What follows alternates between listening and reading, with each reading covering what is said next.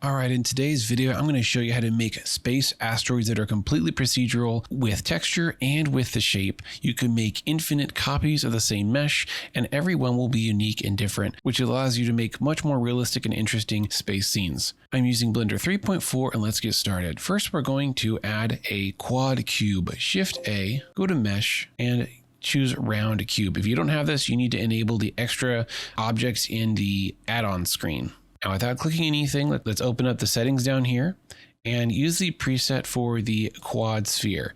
If you press period on your numpad, it will zoom in, and let's put the arc or the subdivisions up to like 16. Let's go to 32.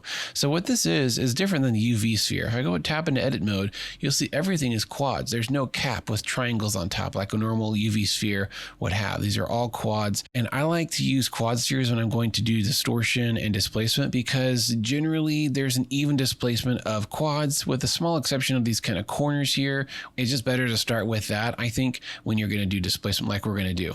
So we're going to be doing quite a few layers of procedural textures, both for the surface texture, which is essentially the color, and also a procedural noise setup for the displacement, which is going to give it a really unique shape, because asteroids have been hit and they are basically debris and left over from planets or moons. So they're not going to be spheres, right? They're going to be all kinds of random imperfect shapes. So there's going to be a lot of really cool dynamic elements to the material. So let's get started with the texturing part. So I'm going to split my screen by putting my mouse up here and clicking and dragging downwards, which splits my screen. I'm going to have my mesh on the bottom and then my texturing nodes on top. Let's change this top view to the shader editor, give it a material, call it Asteroid. Press N to get rid of that side panel. I can zoom in or out with my mouse wheel, and clicking the mouse wheel allows me to pan. Select your quad sphere, and with your mouse over it, let's press the space bar or whatever your search feature is. It may be F3 by default, and type in Shade Smooth. There we go. That will get rid of any jagged edges. Let's go to your Material tab, scroll all the way down, open up Settings, and choose Displacement and Bump. That will allow the displacement input on the material's output to actually work and deform the shape in 3D. So I'm actually going to start with the displacement, and then we're going to add texture on top of that. It may be a little bit backwards to you, but oh well. Shift A, let's start with a Voronoi. Shift A, add a ramp node after that. Connect the distance there. And Shift A, let's add a displacement. Put it over here. Drag your color to the height and then displacement into displacement.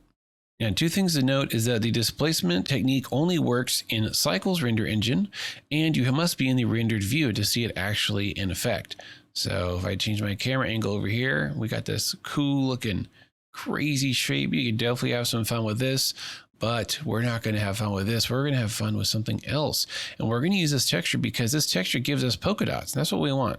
So if I shift click this texture node and go back to material, we can see polka dots or polka dots. I don't know how to pronounce that right.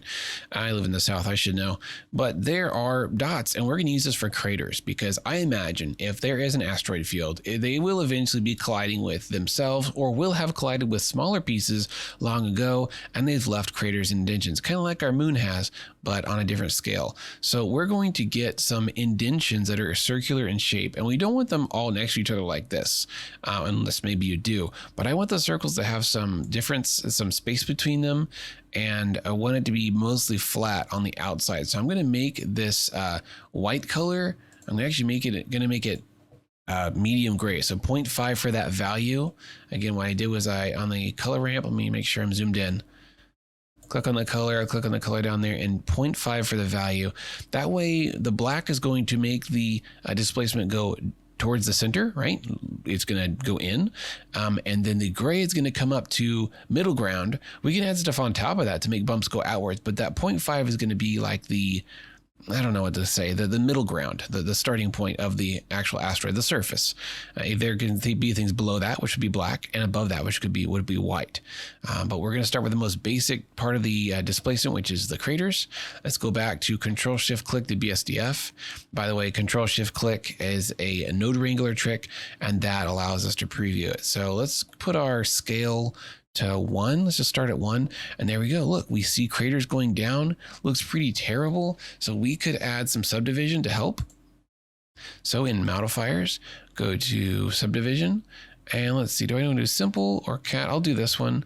You can even turn it up to make it smoother. There we go. Cool. That looks pretty nice. And let's play with the settings here to get these a little bit smoother. I'm going to do ease and a black. I'm going to drop it down. There we go. Kind of like got some Swiss cheese going on. And it doesn't have to be pure black. You can move it up to make it a little bit shallower like that, like they've been smoothed out or filled in with dust, you know? That's pretty nice. I like that. Now we actually have more leeway to go down deeper with darker values if we want to layer stuff on and get a lot more variety in the shape of this thing. Cool. All right, so that's level 1 is the craters. Next, we're going to layer something on top of this to give it some more general distortion around the whole thing. So Shift A, type in mix. And thanks to the good old Blender 3.4 update, we actually have to manually go to color. It's so annoying. I wish that could be default. Pretty sure most of you guys out there agree with me. I use float sometimes, but color is usually what I'm using when I'm mixing signals and layering stuff, right? So Shift A, let's add a noise texture. All right. And of course we got to have a color ramp, especially with noise texture, because it's so dull. I like to have the ability to tweak that. And we're going to put this to the overlay mode, which can enhance the brights and darken the darks. If we turn all the way up, we can see we still have some craters, but they're kind of covered up based on how much we add this noise texture. Then that looks pretty cool, right? We're going to make the scale much larger. So drop that scale number and we get more of a wobbly, uneven shape. Ooh, me likey. And remember, we have control over here with the darks and the lights. Cool. I was actually gonna leave it right there, which is not normal for me. This is already looking pretty nice. Look at that crunchiness. Tiny little sub impacts, right? You can turn up the detail even more. Oh, look at that. I love it. Sometimes you don't want to go all the way up, right? If you make it too rough, it's just too much. And also you need to have a really high sample count for it to truly render all those details. So just keep that in mind. I'm kind of liking this. Let's go to the Terminator, right? Where the dark and light hits, that way you can really see the shadow. Okay, we also have distortion. Add some weird twistiness to it. Don't get crazy, because then it doesn't look like an asteroid. It looks like a fractal alien, whatever. So a little bit of twist. .1, .2. All right. Sweet. It already looks pretty great. And we have overlay all the way up. So we can kind of add that. If you want to add another layer of noise, you totally can. That's really up to you, but I'm going to try and keep this tutorial as simple as possible, because when you start adding these layers and procedural noises with modifying color ramps, and then we've got displacement going on with multiple asteroids in your scene, it's going to slow down your computer a lot unless you got like a crap ton of RAM and a big video card. So I'm going to try and keep this simple, but I think you guys can already see with 2 layers looks pretty great, and there's so much more you can do. So let's do some surface texturing now, and we are going to use ambient occlusion first, because we can get some really cool results. I'm just going to duplicate this guy, drop that in there. Let's just put this straight into the color. Now this is going to add darkness in the cavities, which is our craters. Oh man, look at that. That doesn't excite you? I don't know what does. It's like texture painted, but not completely automatic. Now this white is too white, so of course I can turn this down, but I think I'm going to layer some, let me drop this down a little bit to like less of a white. Yeah, there you go. Cool. And it's a little bit shiny, so we can increase our roughness to make it more of like a flat, dusty surface. Because unless this is like a metallic asteroid, it's not going to reflect a lot of light, right? It's going to absorb a lot of light and just kind of bounce back a flat diffuse. Like, don't be doing like a shiny, wet, moist asteroid like that. Moist asteroid. That sounds weird. There we go.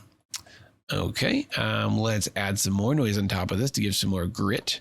I love me some Musgrave texture, one of my favorite nodes. Let's just copy this overlay, Shift D, drag it up here, plug Musgrave into input B, and now we can add Musgrave, which looks terrible by default. Let's turn detail all the way up.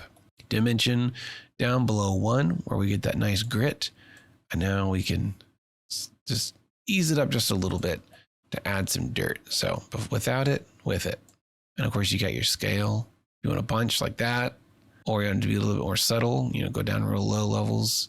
I'll leave it like that. So it looks kind of maybe around 10. Yeah, cool. I mean, I like that. Looks great. All right, you can also plug in some noise into the roughness to get some variety with the roughness, but I don't want the shiny parts. Like I don't want it to be straight up reflecting.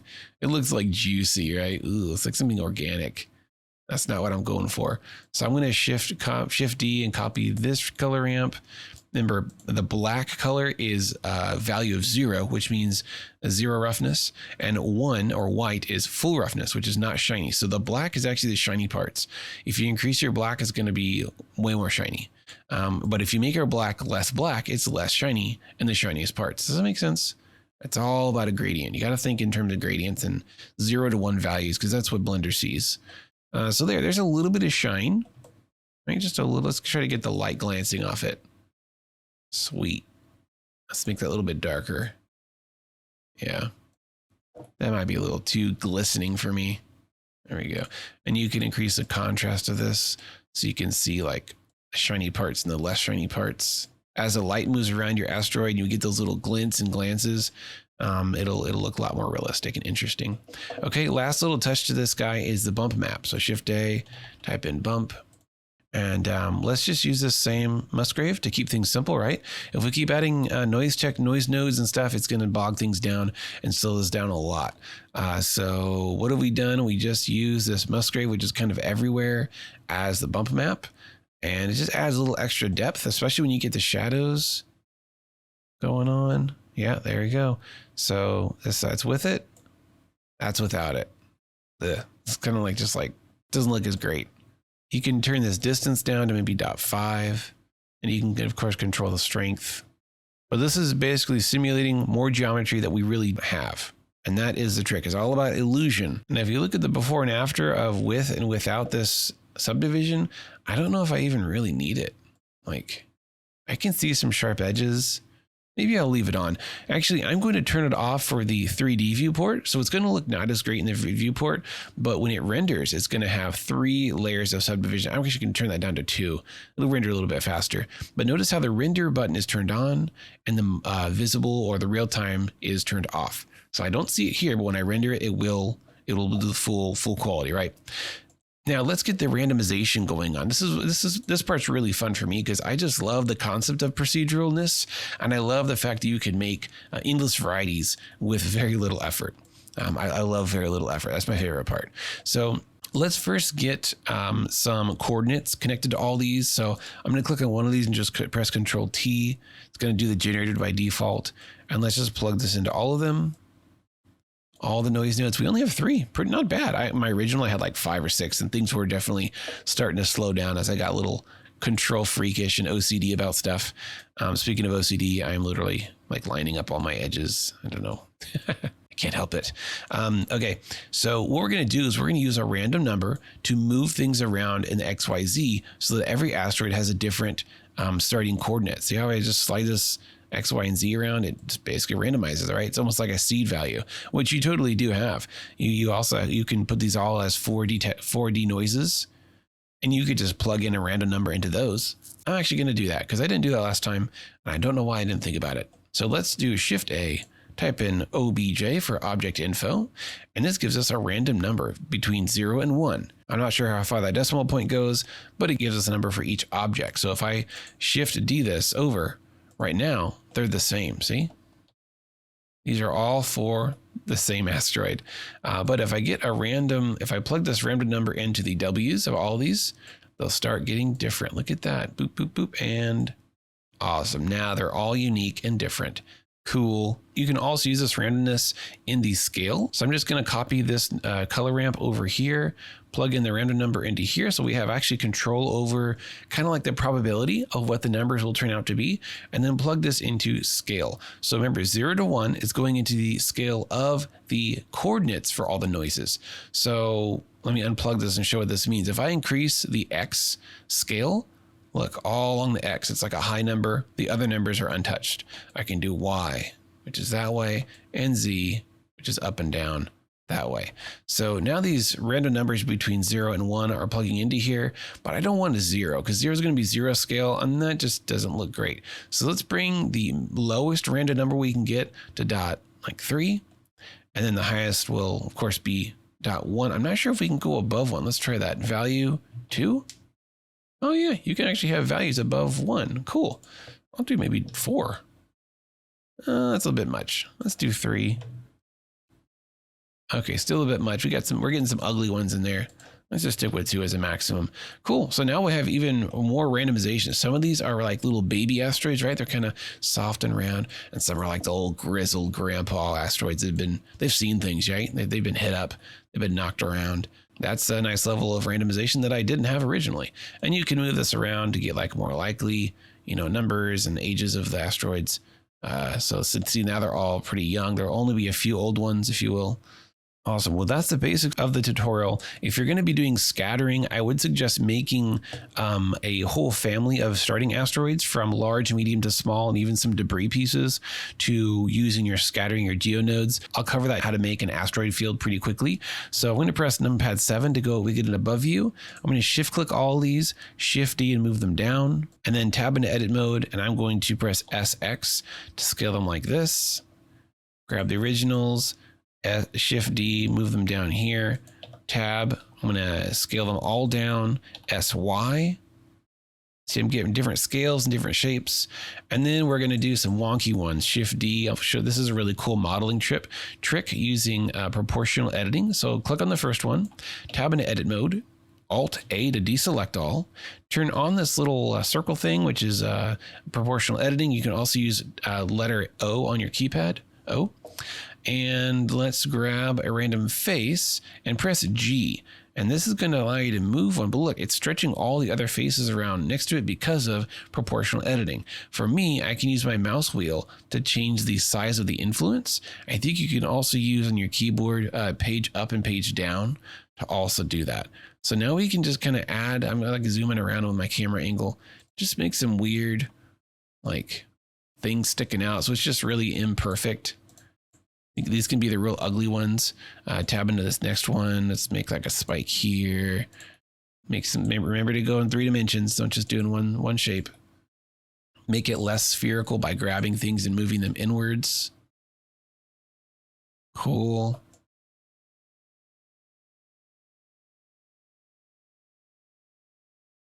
The more you stretch things might look a little funky. Just be aware. This is the beauty of not using textured image textures, right? Because the image textures will go crazy with this. They can't keep up. But this definitely gives us so much freedom and never-ending possibilities. I don't care how good your PBRs are. Procedure will always rule with stuff like this. Awesome. All right, so we got a lot of variety here, and they look so pretty and crunchy. I just want to see these fly through and smash into a planet. Do a little bit more scaling on some of these guys randomly. And as you continue to duplicate these, the randomization will continue to increase. And also, if you use Geonode scattering tricks, they'll also all look completely different from each other. You may want to have like some bigger ones. Okay, so let's do some really quick scattering. I'm going to press Shift A and make a cylinder. And let's do, 32 is fine. Tab into edit mode, it's actually right here. Let's reset it to the middle by pressing Alt G, which resets the XYZ coordinates. Tab into edit mode, S to scale it up really big. And then let's make it really tall. So SZ, super long. And then let's rotate it, RY. Doesn't matter which way you rotate it, but we want it to be laying on its side. And then let's add some rings along here, subdivision, and try to make it like proportional. So Control R for add a loop, adding a ring there. And I'm using my mouse wheel to increase these up. So that's a roughly square right around there. That's good enough. Doesn't have to be exact. Cool. So they're evenly spread, right? Now this is going to be kind of like a mesh along which we're going to scatter asteroids all over the place. So let's bring our editor down here. Let's go to Geonodes editor, make a new setup and call it Asteroid Scatter. All right, we're going to scroll over here, make some room in between the input and the output. Shift A, go to search and type in distribute. We're going to use distribute points on faces, drop it right there in the chain. Look at this, we already have points. These are just generic XYZ points along this cylinder that we're going to use to add asteroid. I don't know why the thing in the background is sticking. That's weird. I don't know what's going on with that. Let's maybe go here. So we have all these generic points scattered all over the mesh based on the face density. And speaking of density, let's turn this density down to 1, just in case when we start adding asteroids to all these points, it may cause your computer to crash. Let's even go down lower, like 0.1, 0.01, just in case. We can always increase this later. Okay, next we're going to add an instances on points. Instances on points. There we go. So an instances can be, in this case, meshes from a collection. So speaking of which, we need to have all of our asteroids in their own collection. So I'm going to click on the first one here in my outliner, hold shift, click on the last one, and just press M for move, click on new collection and name it asteroids. Okay. Now we have its own collection here, which is great. Click back on our invisible cylinder. There it is. And we can actually click and drag the asteroids collection into the Geonodes here and make sure to check separate children and reset children. All right, and make sure to check pick instance. That way it's not going to use the whole collection at once. And we're going to connect this to instance. Make sure your density is low because it's going to start populating. There we go. Yeah, my computer, as great as it is already slowing down a little bit. So I'm going to drop my density even more to 0.001. There we go. That's much more. I can feel it. It's already faster. Cool. And let's grab our original asteroids and move them out of the middle. So right click on the collection, choose select objects and just GX them all the way where they won't be, in your shot. I'm going to press, I'm going to line up my camera angle. So select my cylinder of asteroids, period on my numpad, number 1. And I'm zooming in. This is a straight view looking down the cylinder. I'm going to press Control-Alt-0 because I have a camera in my scene, which was the active camera, but it was positioned in like a default place. And now my camera, look, is looking to scale it up. There we go. It's looking down the cylinder just like I wanted. And I'm going to move it back actually to the beginning of the cylinder so we get a bunch of asteroids in our view. Very cool. If you want some more randomization in your shape of everything, we can actually apply a displacement texture to the cylinder, which will move everything off of these, this basic arrangement of faces. So in your modifiers tab, go to displacement. Let's move it before the geometry nodes happens. So we're going to distort the heck out of the cylinder. And then then it'll displace points on that messed up cylinder. So let's actually turn off Geonodes so we can see the cylinder. With our displacement node, I'm going to click on this little button here, which will get us to the texture settings, change the texture to a cloud, and let's put the number up kind of high. There we go. And then go back to our modifiers and turn the strength up. See what's going on? We're just messing up our cylinder. It can look crazy. It's okay. But I like them to be a little bit more. There we go. Cool. And now the points will be distributed on that cylinder and just have more variety in where the things are positioned. Lastly, you can add some randomization in the scale and rotation. So Shift A, type in random value, gives you a minimum and a maximum. We can plug this just right into the scale like that. And the minimum scale maybe 0.1 and maximum scale 2. So now we have teeny tiny ones and big daddy ones, maybe 3 maximum scale. Cool. We have some really small ones. Let's turn up our density ever so slowly. 0.003, 3 times as many. So I press 0 for my camera angle. I'm getting this. And this doesn't look very cool because remember, we're in material preview mode. When we go to rendered view, that's when the displacement will actually happen. So I'm going to enlarge my cylinder so that things are more outward from the center line. So I'm going to turn off Geonodes. I'm going to press S, Shift Y. So it's scaling on Z and X, but not on Y. There we go. And let's delete these front faces because they're just covering. I want to be able to see in my cylinder. Delete that face. Delete that face. Now I can really see how distorted it is there. Maybe turn that down a little bit. There we go. Cool. Next thing is those grandpa asteroids, as I call them. I wasn't feeling them. So let's go back to our material. And I think it was because of the scale on the coordinates over here was going above 2. Yeah, there it is. Let's just put it back to 1. There we go. I just didn't like how they look. They look too dark and bumpy. And then let's play with the scale in the Geonodes. So let's turn this back on. Click on the actual Geonode modifier. Oh, we're not in the Geometry Nodes editor. Duh. Geonodes editor. Okay. Yeah, let's put our scale, maximum scale at like 2. We can also add some randomization to the rotation by making it a combined node. So Shift A, COMB, combine XYZ. Plug this into rotations, and we're going to get 3 random numbers for each of the rotation axes. Axi. Plug it in. Let's do seed 1 for that one. Plug it in. Seed 2. Oops, I missed one. There we go. Y. And seed 3 for this bottom one. And let's give it a maximum, a minimum of 0, maximum of 360 for each of them. That way the rotation will be totally like unpredictable and random. Awesome. Cool. This already looks a lot better than before. Some of these are a little bit boring spherical. I would probably play with adding another level of really large noise that's very soft, and it would just stretch things out in all directions, and play with that displacement strength as well to get more random overall shapes so they're less spherical and predictable. Okay, one more trick. Here's how to make low poly debris for your asteroid field. Shift A, mesh, and round cube. And again, choose the preset for quad sphere. And we don't need the subdivisions to be as high as we did earlier. Let's just go to like 16. Okay, period, to zoom into it. Now we're going to use the cell fracture to break this into a bunch of little chunks and shards, and those make for great space debris. So to do that, go to Object, Quick Effects, and Cell Fracture. You can also press F3 for search and just type in, and there it is. All right. So this thing uses a Voronoi pattern to break this up into chunks.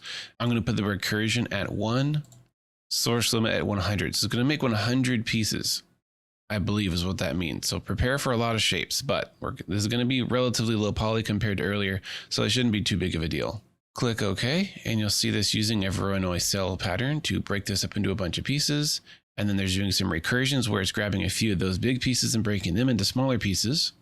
And here we go. Let's see. Do we have 100 pieces selected? 255. Interesting. I guess that's because of recursions, perhaps. And with them all selected, you can see the borders. I love seeing all the lines and breakups. It's really neat and pretty natural looking. To spread these apart a little bit, press your N panel. Go to Tool and check Location. So we're going to scale the locations, not the actual objects, away from each other. Make sure you've got medium point selected. Now simply press S and move your mouse. Oh, wow, look at that. Isn't that amazing? Like, this alone is a really cool trick to make like a broken planet or some cool, texture, whatever. But that's just to see all the pieces. Now, with all these selected, let's move these into a new collection and call it Fracture Pieces. There we go. Now, if you want to scatter these, you can put this collection inside of the bigger collection that's being scattered, and it should work just fine. You do still have the original sphere in the middle, so if you want to, you can get rid of that. And now it's just the pieces, and as you can see, they are shard shaped because they're going down to the center. I'm sure you could use like a Boolean to maybe remove that, or if you don't like that, but I think it works pretty good. If you add a little bit of a distortion or displacement, it'll warp these a little bit more and make them more irregular. And because these are so simple, I would probably make a variation of the earlier material, like a simpler version that just has some simple displacement and some noise texture on the surface. Well, thank you guys for watching. If you have any questions, ask down below. Hope you enjoyed it. Let me know what you'd like to see more of in the future. Hard surface modeling, environment creation, procedural stuff like this. Let me know and I'll do more of that. Have a great week and have fun blending.